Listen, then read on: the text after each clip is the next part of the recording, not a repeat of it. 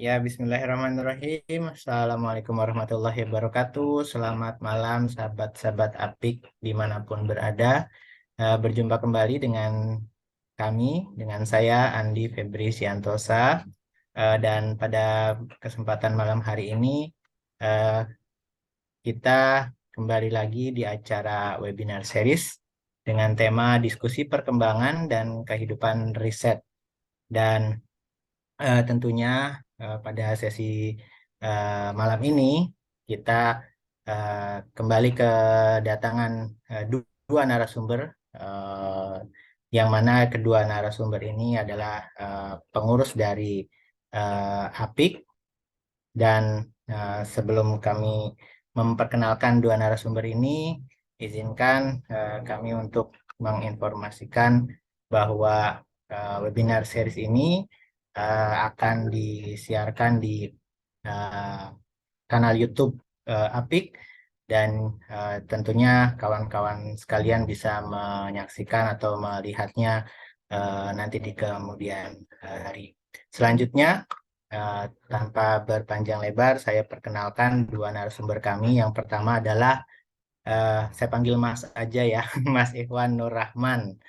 Ya, Mas Ikhwan Nur Rahman ini saat ini sedang menempuh studi S3 di Departemen of Physics Chungbuk National University dan beliau adalah staf Direktorat Riset dan Inovasi APIK. Lantas yang kedua adalah Bapak Hendrik. Beliau adalah staf peneliti muda di Badan Riset dan Inovasi Nasional. Saat ini sedang menempuh program doktor di Institut Pertanian Bogor dan beliau sebelumnya menempuh master di Daegu di Korea Selatan. Beliau adalah staf Direktorat Kerjasama APIK.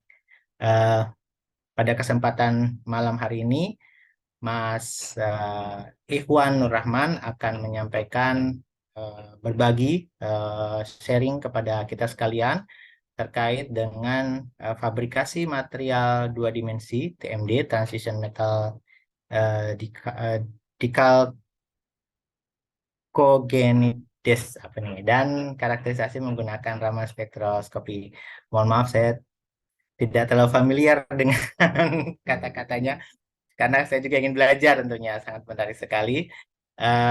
Dan kita langsung saja kepada Mas Ikhwan Nur Rahman untuk bisa memperkenalkan dirinya dan juga sharing apa yang akan disampaikan.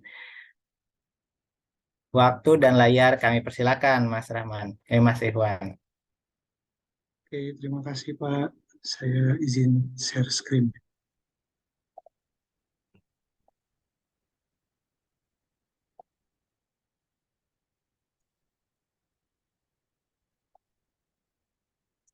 Oke. Ya, Assalamualaikum warahmatullahi wabarakatuh. Eh, Terima kasih kepada Pak Andi yang sudah memberikan saya kesempatan untuk sharing malam hari ini. Sini saya akan coba berbagi sedikit soal riset yang saya kerjakan di kampus, yaitu tentang fabrikasi material dua dimensi, transition metal dechalcogenides, kemudian karakterisasi yang menggunakan Raman spektroskopi.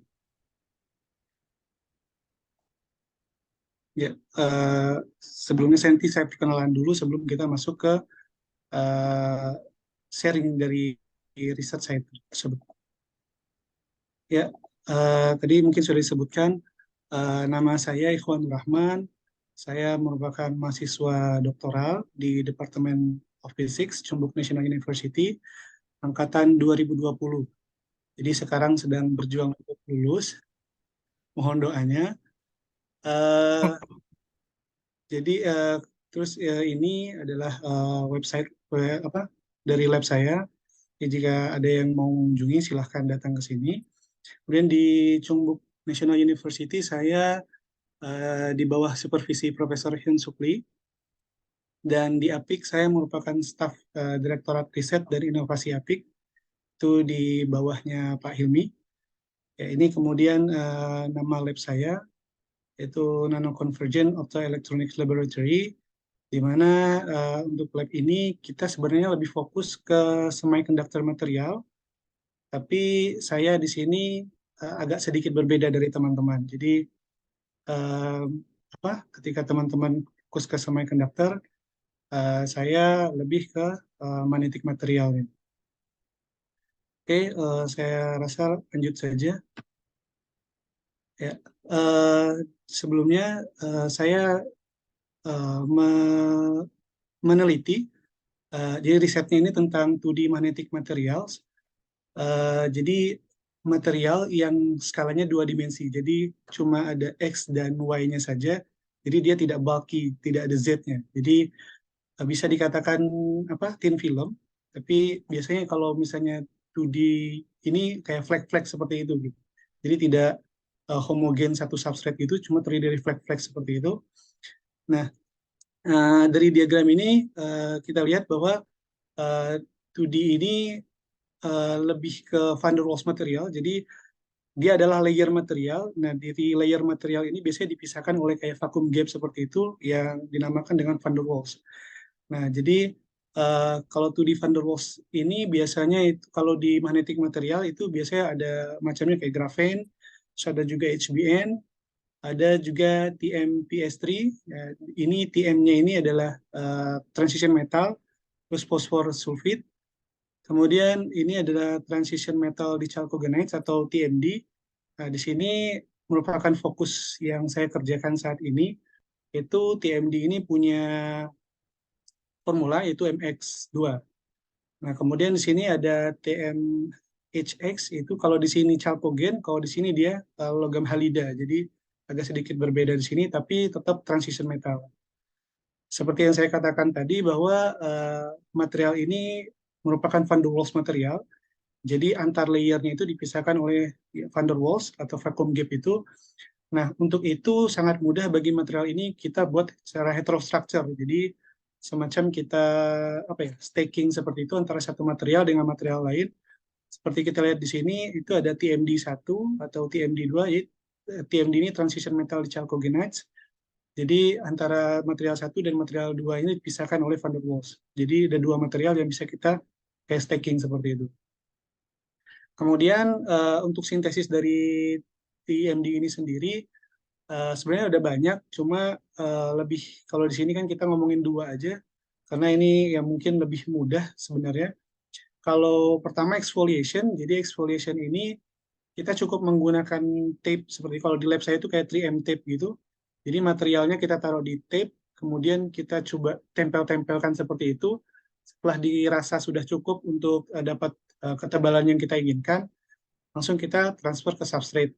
Jadi kalau di lab saya biasanya menggunakan SiO2 substrate-nya atau sapphire. Jadi kita bisa gunakan itu setelah dari tape kita langsung transfer ke substrate. Kemudian CVD itu chemical vapor deposition, di mana kita mencoba mensintesis atau growth material ini menggunakan bantuan gas yang saya pakai itu jadi pure nitrogen dan juga kayak mixture gas antara nitrogen dan hidrogen. Nah, di sini bisa kita lihat skema di sini. Jadi CVD ini yang saya pakai di lab. Di sini kita semacam ada dua chamber di furnace. Pertama itu chamber pertama itu kita bisa namakan sebagai zona chalcogen atau zona pertama. Zona kedua ini adalah tempat terjadinya reaksinya. Jadi di sini kita taruh transition metalnya plus substrate di sini, sehingga nanti prosesnya gas yang masuk dari inlet ini akan membawa chalcogennya ini menuju ke zona reaksi, kemudian akan terdeposisi ke atas substrate. Kemudian gasnya akan keluar, kurang lebih seperti ini. Jadi ini ada substrate, kemudian ada semacam flek-flek seperti itu yang berbentuk heksagon, bisa berbentuk segitiga atau terang titik heksagon, atau misalnya juga persegi atau persegi panjang. Nah, tadi TMDS ini punya formula MX2, yang mana M-nya itu merupakan transition metal, bisa kromium, molybdenum, terus ada kobalt, iron, ataupun zirconium. Kemudian untuk X-nya ini ya sulfur, selenite, dan telluride. Nah, yang saya pakai itu adalah iron dan telluride.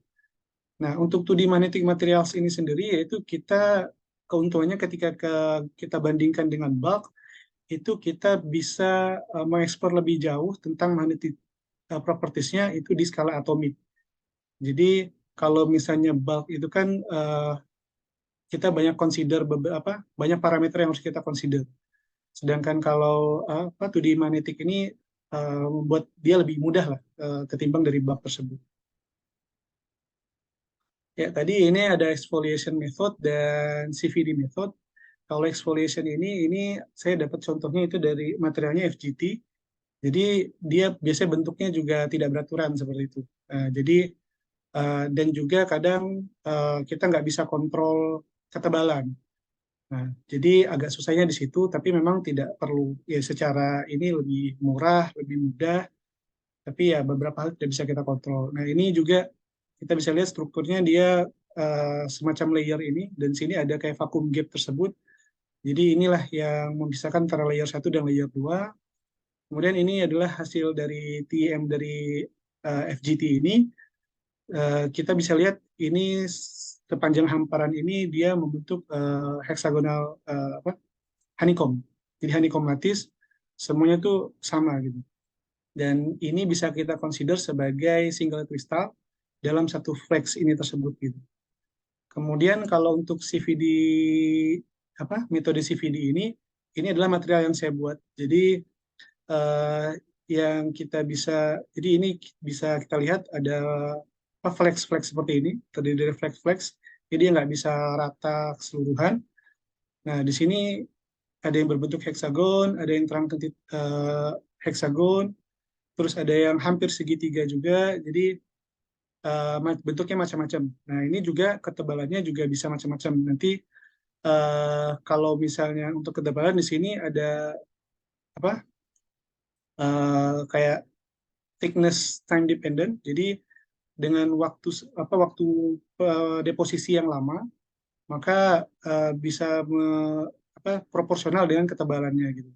Dan bisa kita lihat kayak di sini dari 4 sampai 8 menit, kemungkinan bentuknya akan seperti trapesium, kemudian akan berubah menjadi segitiga, kemudian kayak truncated hexagon dan perfectly hexagon. Nah, jadi setelah kita dapat materialnya tadi, kita coba kita coba ukur lah. Kalau di saya ini kita coba karakterisasi menggunakan Raman spektroskopi. Ya, jadi Raman ini eh, dia biasanya mengamati tentang vibration mode. Jadi nanti punya korelasi langsung dengan struktur yaitu simetrinya. Nah, jadi dia adalah non-destructive measurement, jadi dia tidak akan merusak sampel gitu. Nah, di sini mudahnya secara sederhananya itu ada laser datang incident light, kemudian akan mengenai molekul yang ada, jadi nanti akan ke scatter. Jadi akan ada 3 kemungkinan scattering yang terjadi. Yang pertama adalah Rayleigh scatter light. Ini antara sinar datang dan scatternya dan hasil dari scatteringnya itu sama energinya. Kemudian ada juga, nah yang tidak sama itu yang kita namakan sebagai Raman scatter. Jadi yang scatter yang incident light dan scattering lightnya sama itu kita namakan Rayleigh. Kemudian untuk yang tidak sama itu kita namakan sebagai Raman scattering. Nah, jadi untuk ini kalau Raman spektroskopi itu kita bisa incident light-nya bisa kita macam-macamin. Ya, kita bisa menggunakan unpolarized light, jadi dia sinar yang tidak ya terpolarisasi kemana-mana, tidak terpolarisasi. Jadi semacam menyebar kemana-mana. Kemudian kita juga bisa pakai linear polarized light, artinya dia cuma ada di ya, semacam kayak satu polarisasi lah. Kemudian kita juga bisa menggunakan circular polarized light. Jadi polarisasinya melingkar, jadi bentukannya akan tidak linear gitu. Jadi melingkar seperti itu.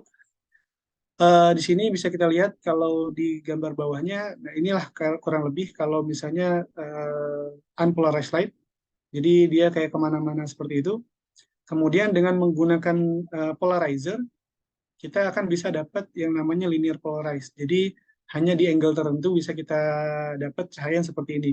Jadi kita bisa atur angle-nya bisa searah X atau searah Y. Jadi atau misalnya 45 derajat itu bisa kita atur dengan polarizer ini. Kemudian untuk mendapatkan circular polarized ini kita bisa menggunakan yang namanya quarter wave plate, sehingga tadi bisa kalau ini beda fasanya 90 derajat kalau nggak salah, untuk yang ini kita bisa bedakan fasanya itu sekitar 45 derajat sehingga dia akan membentuk linear circular polarized. Nah, untuk polarized light ini sebenarnya kita bisa mengamati yang namanya orientasi dari strukturnya tadi, di mana simetri dari strukturnya tadi dari struktur dari material tersebut.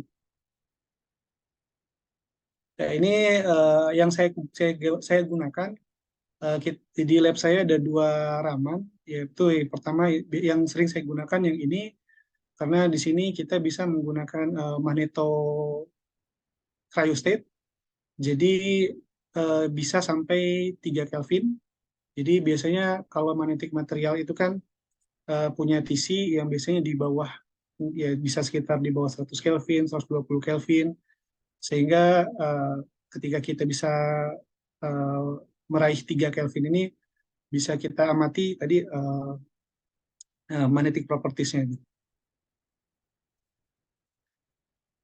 Ya, kemudian di sini yang kita amati di raman itu harusnya seperti apa?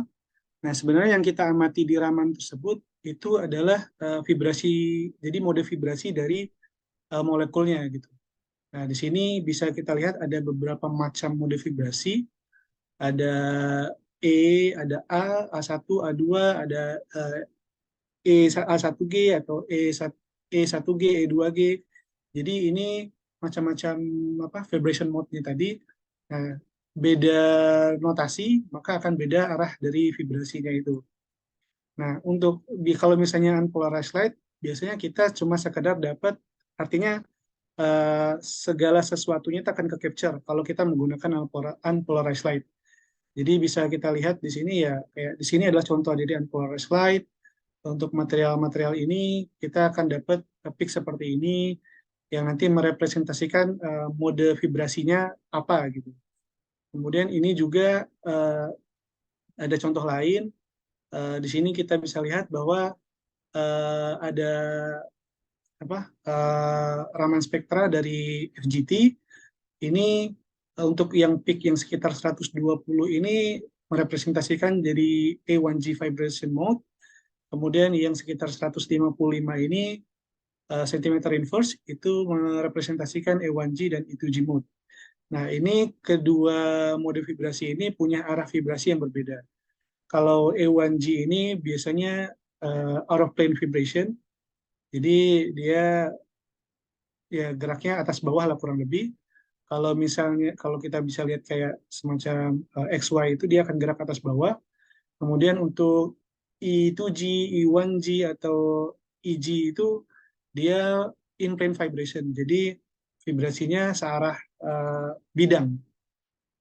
Nah, di sini juga dengan unpolarized light kita juga bisa mengamati kalau untuk magnetic material ini di sini mereka bisa mengamati tentang di bagian part yang ini itu adalah spin phonon coupling. Jadi dengan menurunkan temperaturnya sehingga untuk spin phonon coupling atau interaksinya ini bisa diamati di sini. Nah, kemudian untuk linear uh, polarisasi atau linear polarized light itu biasanya kita baru masuk ke bagaimana kita mempelajari tentang simetri dari material tersebut gitu. Nah, di sini kayak kita lihat ada konfigurasinya. Nah, kalau tadi linear circular polarized mereka menggunakan quarter wave plate, kalau di sini kita bisa pakai polarizer biasa atau bisa menggunakan half wave plate gitu. Nah, di sini bisa kita atur sinar datang, terus bisa untuk detektor ya. Jadi sinar yang datang dan sinar yang terhambur itu kita bisa atur. Nah, sini ada hasil dari linear polarized. Nah, di mana dia memvariasikan sudut ini, jadi angle di sini divariasikan dari 0 sampai 360, yang ditampilkan itu sampai 180. Nah, dari sini bisa kita lihat kalau 0 itu artinya sinar datang dan sinar yang dihamburkan itu punya polarisasi yang sama gitu. Sehingga di sini mereka mengamati sekitar ada 4 peak yang utama. Maka kita bisa lihat bahwa untuk yang peak 1, 2, 3 dan peak 6 ini, yang mereka notasi peak 6, itu di 0 derajat, artinya di parallel configuration, mereka bisa teramati semuanya. Tapi berbeda ketika di 90 derajat, artinya konfigurasi antara alpha plate dan polarizer ini adalah tegak lurus, maka yang teramati hanya satu peak, yaitu peak 2 ini. Nah, untuk hasil ini sebenarnya bisa kita prediksi menggunakan persamaan ini. Ini kita mencoba mencari intensitinya berdasarkan dari sinar datang dan sinar yang terhambur dengan menggunakan bantuan dari Raman tensor. Ya, Raman tensor itu adalah matriks 3x3 yang dibuat oleh grup teori untuk menentukan simetri dari material tersebut gitu. Jadi mode vibrasi dari material tersebut. Nah, di sini mereka mengatakan bahwa ada dua vibrasi mode di sini, yaitu AG dan EG. Jadi AG tadi adalah vibration mode yang out of plane, sedangkan EG ini adalah vibration mode yang in plane secara XY atau bidang. Kemudian di sini bisa kita lihat dari 1, 2, 3, 4 peak ini kita bisa buat yang namanya polar plotnya sehingga menghasilkan seperti yang gambar C ini. Jadi ada P1, P2, P3, P6.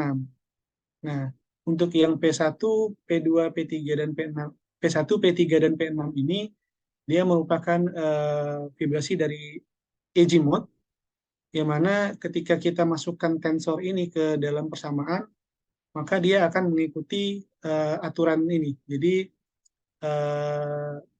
hasilnya itu ya A kuadrat cos kuadrat theta. Jadi dia akan mengikuti polar plot seperti ini.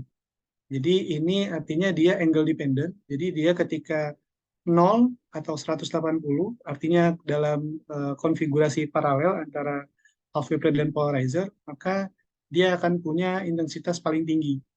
Ketika misalnya 90 derajat atau 270, artinya itu perpendikular atau tegak lurus, maka dia harus 0 di sini. Tapi berbeda dengan P2, yang mana P2 ini angle independent. Jadi dia tidak terpengaruh bagaimanapun arah dari polarisasinya. Sehingga dia akan membentuk semacam ya circle seperti ini, lingkaran seperti ini. Jadi walaupun dari manapun arah polarisasinya, dia tetap menghasilkan intensitas yang sama. Dari sini, dari bentuk-bentuk ini kita bisa tahu bahwa ini match dengan yang dilakukan oleh orang-orang teoritikal gitu. Jadi ini eksperimentalnya, maka ini cocok dengan teoritikalnya. Kemudian ada lagi yang namanya circular polarized light, Raman spektroskopi. Nah, ini konfigurasinya sebenarnya kurang lebih mirip dengan tadi. Kalau di sini dia menggunakan half wave plate atau bisa polarizer juga, jadi polarizer. Kalau di sini dia menggunakan polarizer yang pertama, di sini juga analyzer ini juga polarizer sebenarnya, tapi menggunakan bantuan quarter wave plate. Jadi dia ini yang mengubah fasa dari gelombang tadi, sehingga membuat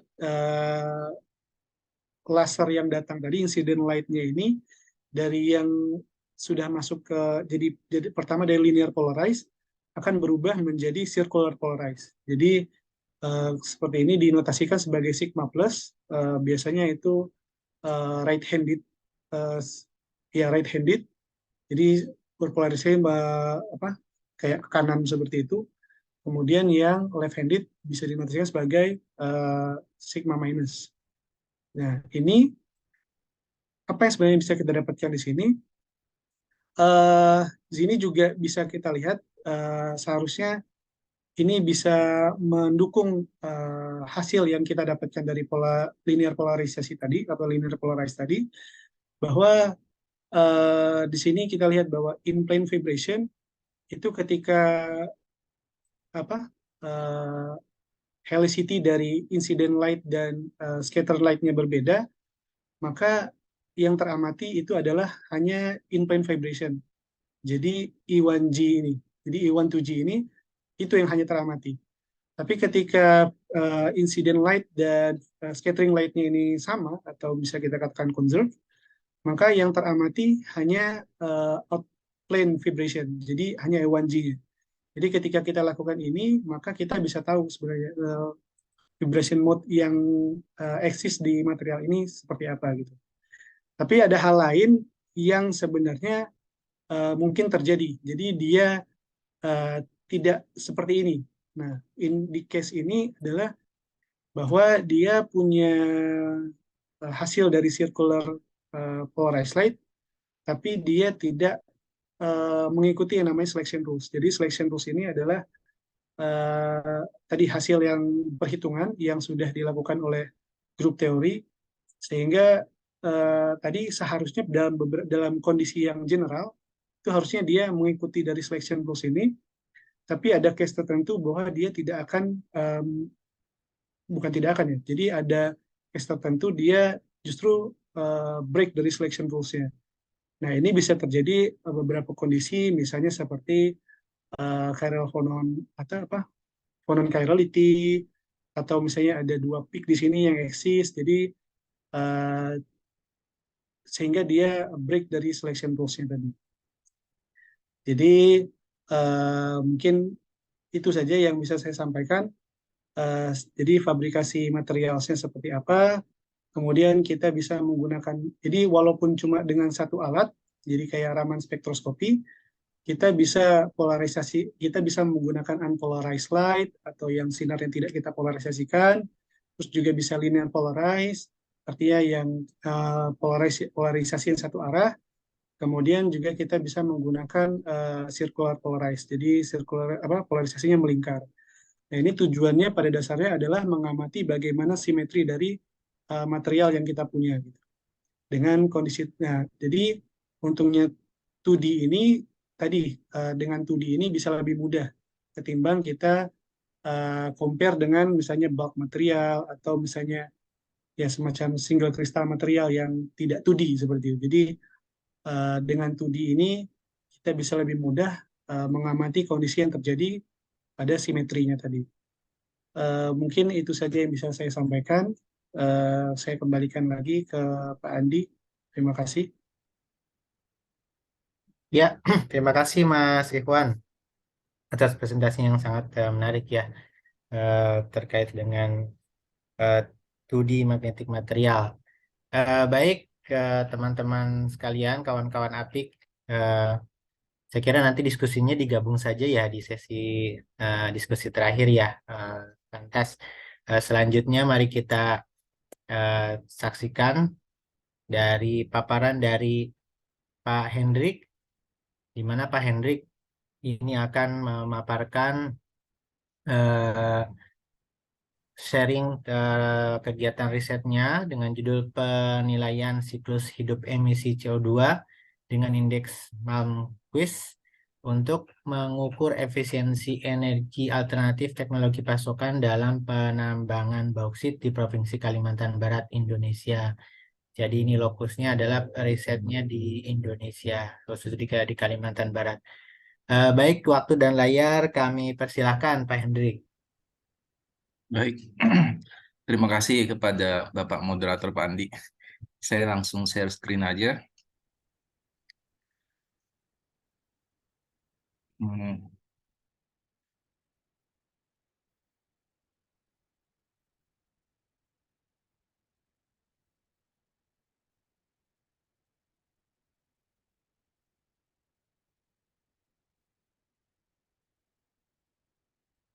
Udah sudah itu belum ya? Sudah full screen ya? Sudah jalan belum ya? Belum Pak, Oh, belum ya. Kayaknya saya mulai. sudah sudah diklik. Oh. Oh,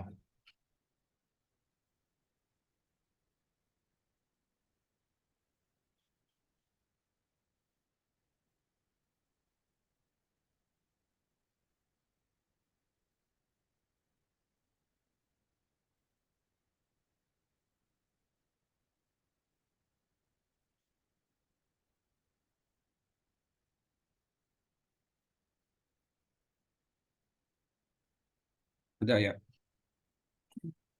Sudah Pak sekarang. Silakan Pak lanjut. Baik. Perkenalkan dulu, saya eh, sekarang sih kerja di peneliti muda di BRIN ya, khususnya Pusat Riset Metalurgi.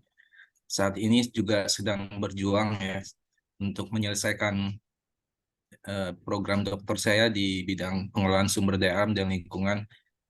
Bulan lalu saya sudah selesai ujian tertutup, tinggal menuju ke sidang promosi.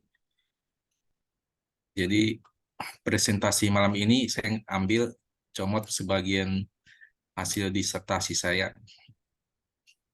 yang berjudul penilaian siklus hidup emisi karbon dioksida dengan indeks Malvin untuk mengukur efisiensi energi alternatif teknologi pasukan dalam penambangan bauksit di Provinsi Kalimantan Barat.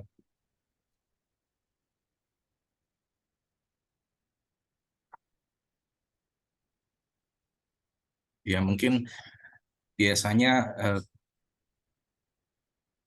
tentang LCA ya mungkin saya baca ceritakan sedikit sejarah LCA di Indonesia. Kalau LCA Life Cycle Assessment itu mungkin banyak yang sudah tahu ya, udah kenal lama. Kalau di Korea juga mungkin sudah banyak yang memakai, khususnya ilmu lingkungan yang memakai analisa life cycle assessment untuk melihat dampak emisi CO2, SOx, NOx dan partikulat ya. Kalau di Indonesia dilihat dari tahun 97 sampai tahun 2021, kita di antara di sini tahun 2018 pemerintah baru memasukkannya ke proper ke itu buat salah satu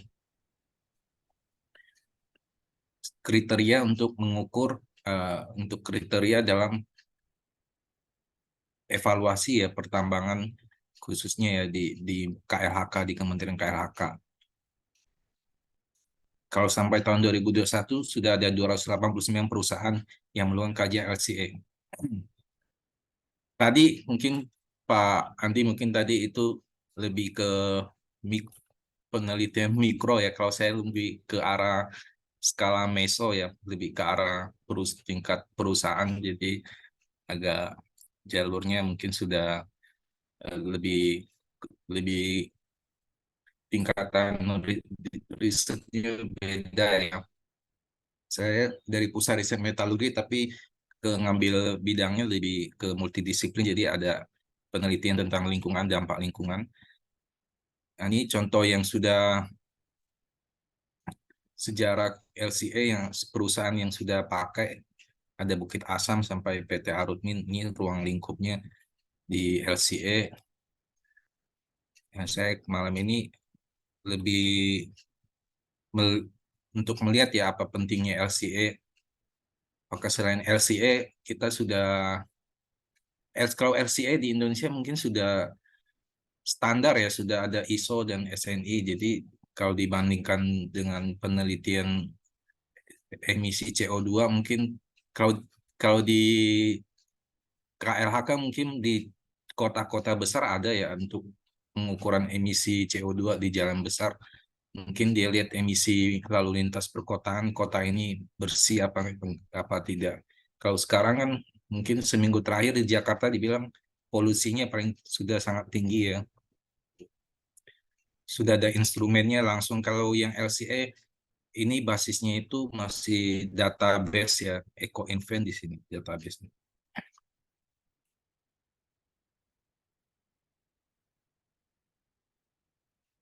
Kalau di sektor aluminium di pertambangan dilihat bahwa kualitas biji Indonesia semakin diekstraksi, semakin diambil, digali, kita kualitasnya makin menurun ya.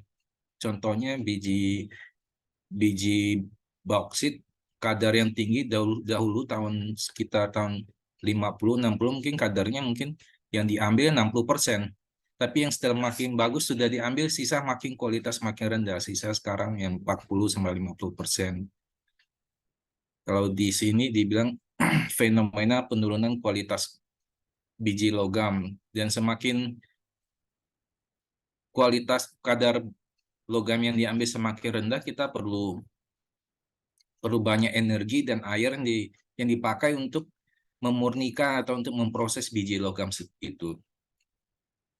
Samping itu ada tailing juga yang isu dalam lingkungan ya, karena tailing sendiri eh, di samping dalam lingkungan mereka memakai bahan berbahaya ya, bahan cair yang berbahaya, kadang juga menimbulkan eh, resiko juga dalam pertambangan bahan-bahan kimia berbahaya ini. Jadi sampai sekarang belum ada analisa energi hulu ya untuk kilang alumina, dan di energinya sendiri itu harga produksinya itu 20% itu dari sumber energi biaya produksinya.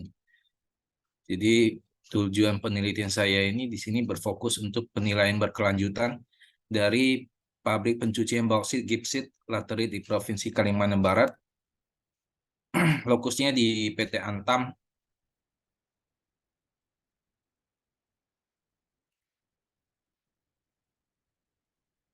Metode penelitian yang saya pakai itu dari batasan dari boundary-nya dari cradle to gate ya. Di sini kalau dilihat dalam operasional pertambangan dimulai dari tahapan eksplorasi dulu yang kalau sudah tahap eksplorasi dilihat oh ini daerahnya lokasinya mengandung kadar bauksit yang bagus untuk diekstraksi, cocok ya, baru untuk mulai tahap konstruksi baru dibuka jalan, pembukaan lahan, baru kemudian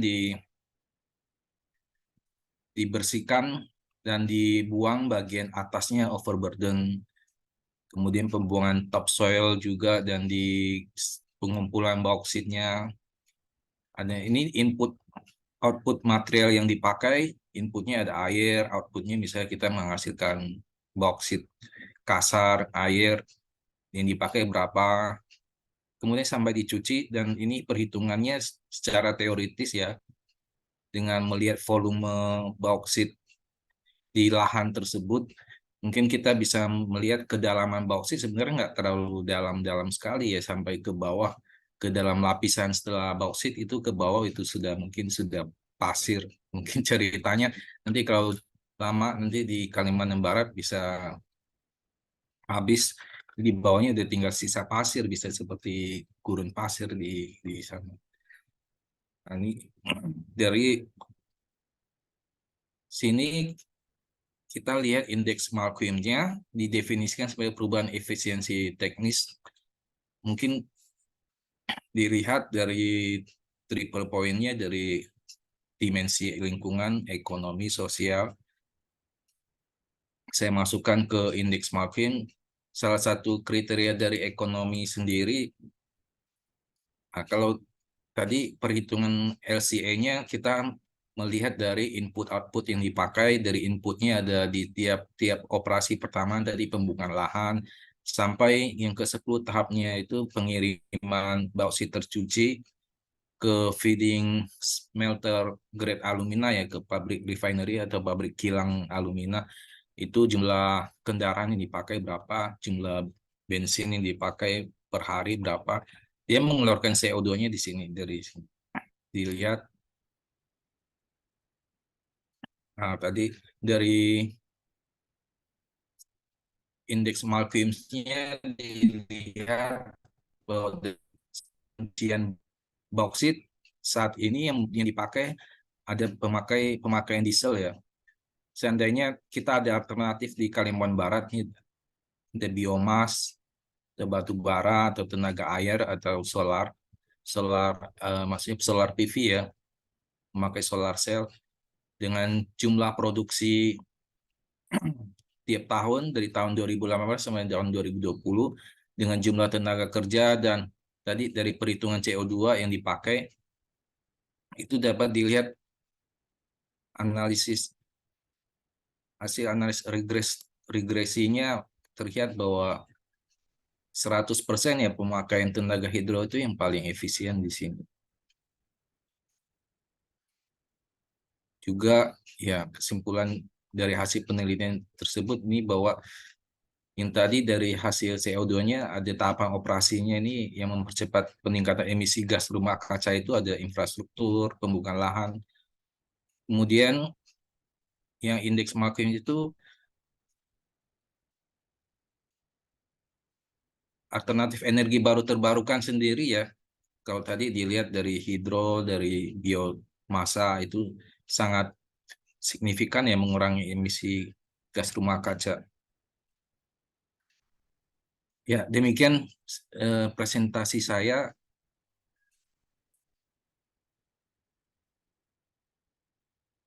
Pak Andi, saya kembalikan ke moderator. Oh, Terima kasih. baik, terima kasih Pak Hendrik atas presentasinya. Selamat datang, Prof. Tom. Selamat Ya, bergabung selamat datang. di acara malam ini. Ketemu lagi.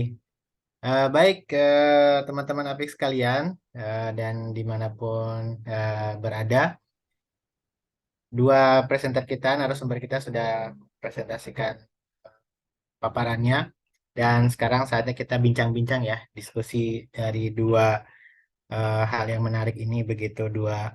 Bagi saya sendiri, saya yang memiliki background di bidang pangan ya, khususnya ya komoditi pangan pertanian begitu.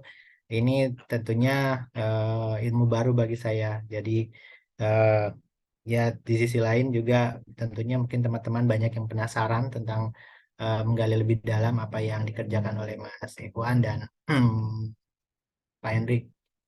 Baik, saya buka dulu. Untuk selanjutnya kita masih punya waktu banyak sebenarnya untuk bisa berdiskusi. Saya kira berdiskusinya tidak harus terbatas pada topik yang sedang dipresentasikan ya.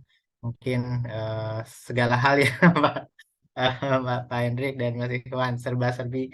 Ini kan perkembangan dan kehidupan riset begitu ya. Pasti ada ya, serba-serbinya yang bisa menjadi apa ya, hasanah untuk kita semua. Nah, di sini di layar sini sudah ada Mas Ivan dan Prof. Tom untuk eh, penasarannya kayaknya nih ya, penasaran terhadap apa yang disampaikan nih. Kesempatan pertama saya berikan kepada Mas Ivan dulu deh, Mas Ivan.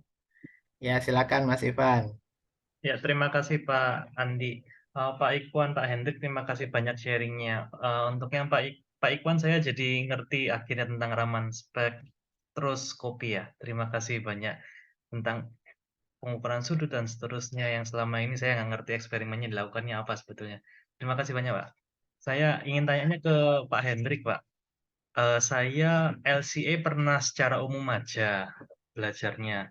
Yang saya penasaran itu kalau kita melakukan proyek real di Indonesia juga itu kan ada analisa kelayakan investasi dan seterusnya misalnya kapan dia akan balik modal itu kan analisa yang normal dilakukan. Yang saya penasaran ini Pak, kalau LCA itu diterapkan misalnya untuk analisa apakah proyek itu ramah lingkungan atau enggak dan boleh dilakukan atau enggak. Selama ini di Indonesia, apakah memang prakteknya sudah ada standarnya, Pak?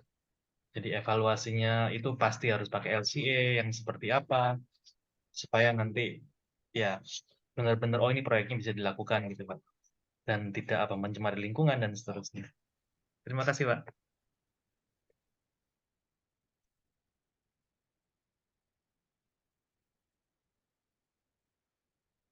Apa saya jawab langsung?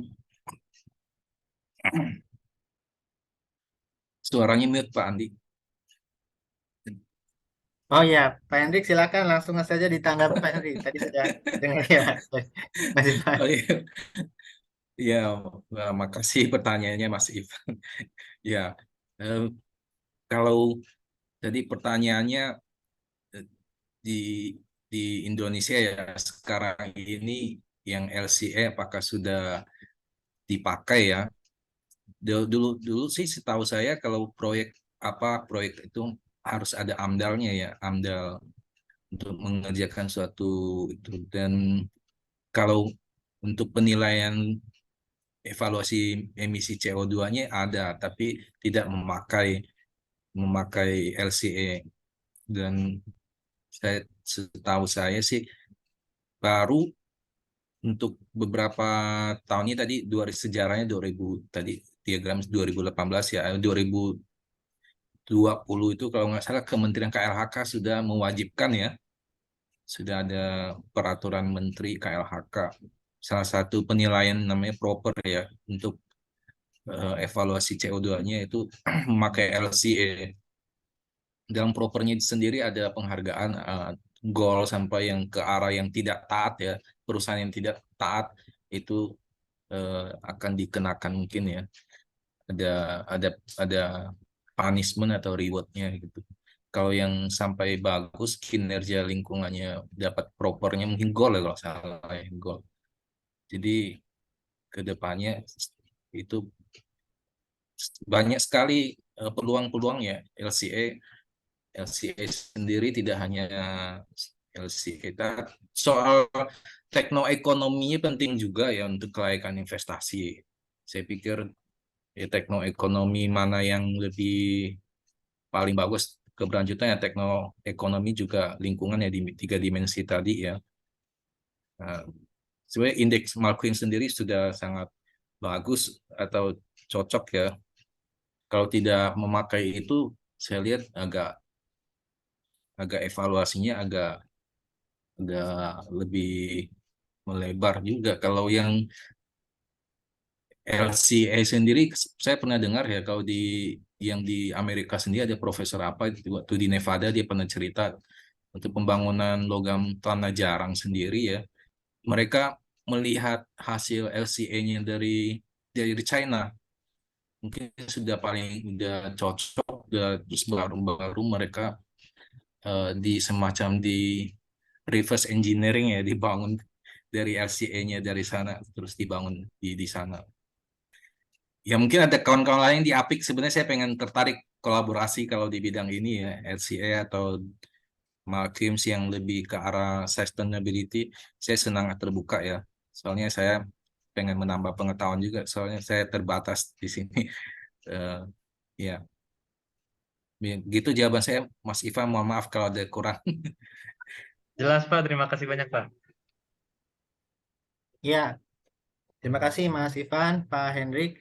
Selanjutnya dari Prof. Tom. Silakan Prof. Aduh, terima kasih Mas Andi. Eh Jangan dipanggil Prof lah ya, karena bukan berat ini gelar Ya, profesor kalau di Indonesia ya. Oke, Oke. Jadi terima kasih Mas Pak Andi ya, kemudian Pak Iwan dan Pak Hendrik. Tadi saya menyimak dari awal ya, cuman karena memang sama seperti Pak Andi ya, saya sebenarnya juga ini topiknya baru buat saya ya. Saya belum ada eh, dulu pernah belajar elektromagnetika ya. Tadi kalau dari penjelasan Pak Ikhwan kan mungkin agak nggak tahu nih agak ke sana atau enggak gitu ya, ininya ya bahasannya ya. Kalau Pak Hendrik benar-benar baru Pak saya. Jadi ini terima kasih ilmu baru buat saya ya. Mungkin pertanyaan saya sederhana ya supaya bisa saya lebih memahami ya sebenarnya apa yang disampaikan terkait topik risetnya yang mendalam tadi. Kalau misalnya di apa namanya high level applications mungkin gitu kali ya Pak ya, yang bisa eh, kira-kira hasil risetnya ini kalau misalnya di high level applicationsnya seperti apa gitu misalnya, atau produk-produk atau commercial produk yang biasa sehari-hari, atau kalau nggak yang lagi berkembang gitu ya, atau yang lagi in terkait pengembangan risetnya ini, contohnya seperti apa ya gitu ya. Misalnya dari Pak Ikhwan seperti apa tadi. Tadi kan saya kebayangnya yang elektromagnetik, tapi kan saya nggak tahu nih ya sama atau enggak gitu dengan bahasannya yang tadi gitu ya. Meskipun saya belajar apa elektromagnetika, cuman udah puluhan tahun yang lalu ya, jadi saya juga lupa gitu. Jadi itu yang pertama. Terus yang kedua mungkin tadi kan bahasannya dari yang Pak Ivan sih saya jadi eh, keingatan juga ya yang LCA tadi ya. Itu kalau misalnya yang kan kalau di Indonesia tadi disebut juga ya terkait tambang misalnya gitu ya Pak ya, atau perusahaan-perusahaan itu ya. Kalau misalnya di karena saya anak Kalimantan juga ya, jadi misalnya kayak kelapa sawit, misalnya seperti itu ya, untuk perusahaan-perusahaan seperti itu gimana ya untuk LCA-nya itu mereka ada fokusnya ke sana juga nggak gitu ya? Atau kalau misalnya di Korea mungkin kayak perusahaan misalnya kayak kan sekarang AI ya gitu ya, Pak ya. Cuman kan AI kan butuh GPU dan segala macamnya gitu. Nah, itu juga semiconductor misalnya gitu ya. Nah, itu kalau terkait si efeknya terhadap lingkungan ada concern ke sana juga nggak ya kira-kira gitu misalnya. Karena kalau misalnya kemarin saya ketemu dengan rekan ya, misalnya kayak malaria ya Pak ya. Misalnya contoh ya, itu kan juga ternyata katanya climate change juga berpengaruh terhadap terhadap terhadap penyebar atau misalnya suatu tempat itu malaria atau enggak gitu ya misalnya ya. Padahal sebelumnya saya nggak kebayang ternyata oh itu bagian dari climate change juga misalnya dan itu bisa dikaitkan dengan AI gitu misalnya. Jadi saya coba mau menjahit ini sih sebenarnya kira-kira apa yang bisa dikolaborasikan mungkin nantinya gitu ya dengan bidang keilmuan saya gitu ya. Jadi saya mau menggali hal tersebut. Ya terima kasih Pak Hendrik mudah-mudahan ini kemana-mana ya saya ya nanyanya mudah-mudahan sih bisa dipahami ya kalau misalnya terkait pertanyaan saya yang juga masih random tadi ya. Mohon maaf, terima kasih Pak Iwan dan Pak Hendrik. Ya, silakan Pak Hendrik dan Mas Ikhwan, apabila ingin menanggapi dari pertanyaan Mas Tom ya. Ya, oke. Eh, Terima kasih sebelumnya Pak Tom. Kalau misalnya tadi ya saya juga sebenarnya tadi itu kepikiran gitu kan. Ini kan saya departemen fisika gitu. Jadi memang hal-hal yang di dalamnya itu adalah fundamental gitu. Jadi fundamental physics ya di mana kita ngomonginnya ya atom, fonon dan ya hal-hal yang sangat mikroskopis lah. Jadi kayak saya tadi nggak mikir kayak apa ini terlalu apa ya terlalu mendasar sehingga ya mungkin agak susah diterima gitu karena ini nggak familiar di kita gitu kan di orang-orang di luar fisika atau kimia gitu.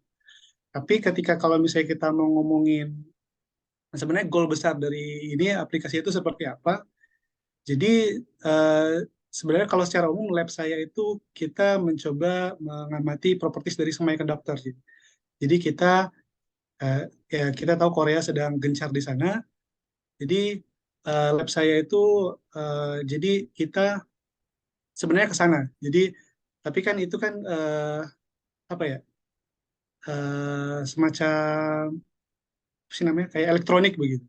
Nah di sini gimana kita lab saya ini mencoba memulai hal baru itu dengan mengamati magnetik material yang nanti kita coba amati propertiesnya kira-kira memungkinkan nggak untuk menjadi magnetic device gitu.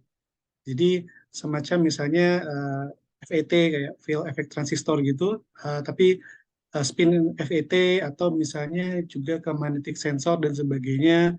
Jadi sebenarnya goal besarnya itu. Tapi di sini ya tadi balik lagi karena kita departemen fisika gitu ya. Jadi kebanyakan memang yang diamati adalah fundamentalnya gitu terkait gimana sih mikroskopisnya bisa mempengaruhi nanti propertiesnya gitu. Nah itu sebenarnya yang terjadi di kita gitu. Mungkin kalau dari saya kurang lebih seperti itu.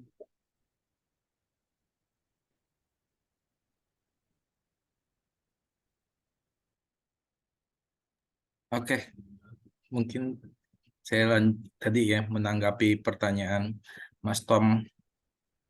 Kalau memang kalau isu global sekarang memang global warming ya, dan kalau sekarang mungkin isu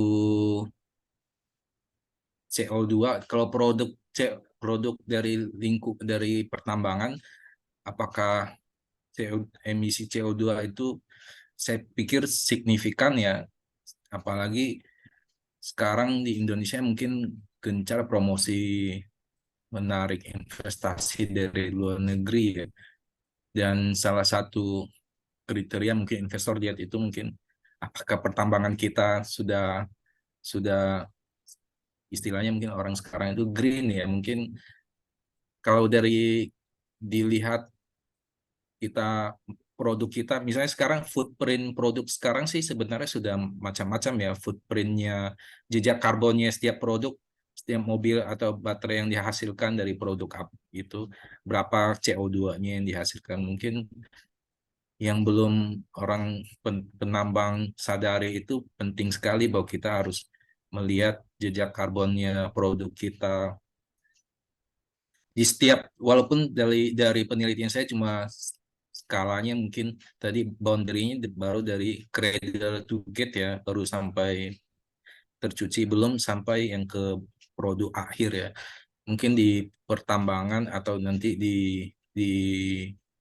memang di pertambangan akan sulit juga ya, karena melihat kita ngambil boundary-nya dari mana. Tapi tujuan mungkin ke depannya ya, kalau ada kolaborasi atau lebih banyak kita menggandeng peneliti-peneliti lain, mungkin bisa bikin database yang lebih lengkap ya. Kalau tidak salah sih ada pusat riset LCA ya di BRIN ya. Kalau saya kan dari pusat riset metalurgi, hanya ngambil batasan boundary ruang lingkupnya yang sedikit untuk menganalisis LCA. Ya, kalau tadi ke arah AI juga ya Mas Tohe, sampai melebar kemana-mana AI sampai apa saya lihat. Memang saya kayaknya pernah dengar itu footprint jejak karbon CO2 dari AI. Kan saya ada papernya ya dari MIT ada dari mana itu berapa gitu, yang dari AI itu ya. Saya lupa, udah lama saya pernah ikut itu. Memang ada CO2-nya, jejak CO2-nya tinggi juga ya. Mungkin juga ada sedikit saya tambahkan dari komentar dari Prof. Bernardo nih, mungkin tentang digabungan dengan machine learning ya. Ya saya tertarik sekali, senang sekali bisa ya. Memang data science ya, apalagi database LCA harus dilihat, mungkin kalau machine learning bisa olah lagi dengan kombinasi dengan untuk prediksi segala macam ya, untuk melihat pola gitu, dan lain sebagainya, untuk melihat peluang-peluang mana ya. Saya terbuka juga nih kerjasama dengan yang lebih paham tentang machine learning. Nanti saya coba deh, nanti Prof. Bernardo mungkin bisa bisa memberikan bimbingan arahan pada saya nanti. Ya, demikian begitu Mas Andi, Pak Tohet, Mas Nahud. Ya, terima kasih Mas Pak Hendrik. Sangat luar biasa ya diskusinya. Ya, jadi di sini kita bisa, kalau misalkan berdiskusi di teman-teman yang satu bidang keilmuan begitu, itu tentu idenya ya muter-muter di situ saja. Tapi kalau seperti ini kita seperti muncul ide-ide baru ya untuk bisa berkolaborasi. Mudah-mudahan nanti bisa terrealisasi ya di kemudian hari.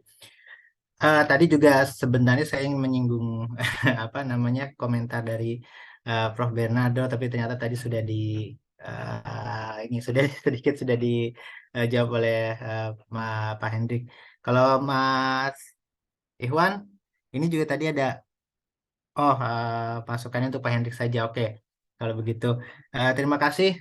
Ternyata saya lihat waktu ini tidak terasa sudah, kalau di Indonesia sudah pukul 8.31 ya, artinya kita sudah melewati waktu yang diberikan begitu, dan sepertinya mudah-mudahan dengan tidak terasanya berjalan waktu ini berarti kita menggunakan waktu ini dengan sangat bermanfaat dan mengasihkan. Tentunya karena waktunya sudah habis dan kita perlu menyimpulkan pertemuan kita pada kesempatan kali ini, izinkan saya untuk menyimpulkan bahwa riset yang kita lakukan, baik itu di luar negeri maupun di dalam negeri, tentunya bisa bermanfaat bagi kita semua untuk kemajuan kita di Indonesia, dan mudah-mudahan teman-teman yang saat ini sedang menempuh pendidikan di Korea khususnya kelak nanti bisa menerapkan risetnya di Indonesia, dan teman-teman yang saat ini menjalani riset di Indonesia juga bisa berkolaborasi dengan teman-teman yang saat ini berada di Korea. itu. Lantas mohon izin terakhir saya Andi Febri Santosa mengucapkan terima kasih sekali lagi kepada teman-teman APIK dimanapun berada atas kehadirannya pada malam hari ini, dan mohon maaf atas segala kekurangannya. Saya tutup dengan pantun. Petir bukan sebarang petir, petir menyambar rumah Pahyahya. Terima kasih untuk yang sudah hadir. Semoga APIK semakin jaya. Ya, terima kasih sekali lagi. Saya tutup. Billahi taufiq wal hidayah. Selamat malam, selamat bermalam minggu semuanya. Assalamualaikum warahmatullahi wabarakatuh. Waalaikumsalam Waalaikumsalam warahmatullahi wabarakatuh. warahmatullahi Terima wabarakatuh. kasih.